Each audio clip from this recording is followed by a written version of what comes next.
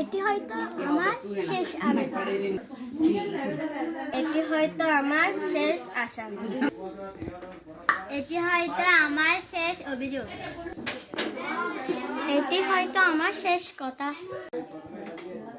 এই ধরনের বাংলা বাক্যগুলো আমরা ইংরেজিতে বলতে পারি দিস মে বি দিয়ে। যেমন এটি হয়তো আমার শেষ আবেদন, this may be my last apply. এটি হয়তো আমার শেষ দিন, this may be my last day.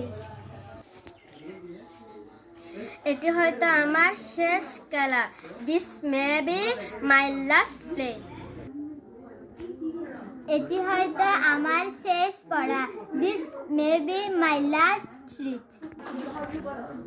এটি হয়তো আমার শেষ আশা, this may be my last hope.